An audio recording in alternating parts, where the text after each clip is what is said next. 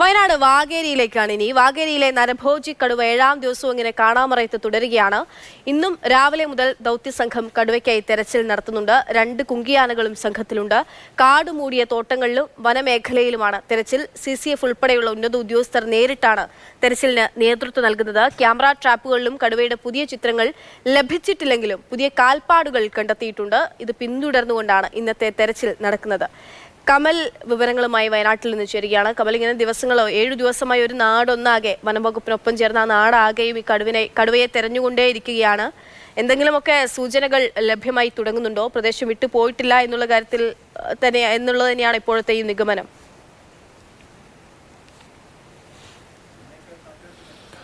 അക്ഷയ, ഈ ഒരു മേഖല വിട്ട് കടുവ പോയിട്ടില്ല എന്ന് തന്നെയാണ് വനംവകുപ്പിൻ്റെ നിഗമനം. പക്ഷേ ഈ മയക്കുവെടി വെക്കണമെങ്കിൽ അതിനുള്ള ഒരു സ്ഥല സൗകര്യം, അതിന് അനുയോജ്യമായ ഒരു സ്ഥലത്ത് വെച്ച് കടുവയെ കണ്ടെത്തേണ്ടതുണ്ട്. അത്തരത്തിൽ സാഹചര്യങ്ങൾ അനുയോജ്യമാകേണ്ടതുണ്ട്. അതുകൊണ്ട് തന്നെ മുമ്പ് കടുവയുടെ സാന്നിധ്യം ഉണ്ടായപ്പോഴൊന്നും മയക്കുവെടി വെക്കാൻ കഴിഞ്ഞിരുന്നില്ല.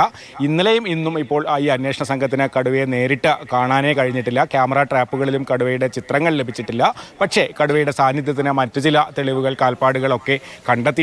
ഇന്നു മുതൽ വനംവകുപ്പ് മറ്റൊരു തന്ത്രം കൂടി പരീക്ഷിക്കുകയാണ്.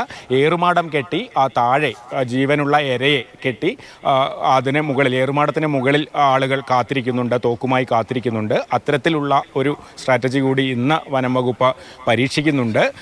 കടുവ അത്തരത്തിൽ ഈ കൂടിനുള്ളിൽ എരയെ കെട്ടിയിട്ടും കടുവ കയറുന്നില്ല. 3 സ്ഥലത്ത് കൂട് വെച്ചിട്ടുണ്ട്. 3 കൂട്ടിലും കടുവ കയറിയില്ല. ഒരു തവണ കൂട്ടിനടുത്തെത്തിയെങ്കിലും കൂട്ടിനകത്ത് കയറിയില്ല. അതുകൊണ്ട് തന്നെ ഇത്തരത്തിൽ ലൈവ് ബൈറ്റ്, അതായത് ജീവനുള്ള എരയെ പുറത്ത് കെട്ടി ഏറുമാടത്തിന് മുകളിൽ കാത്തിരിക്കുക എന്നൊരു സ്ട്രാറ്റജി കൂടിയാണ് ഇന്ന് പരീക്ഷിക്കുന്നത്.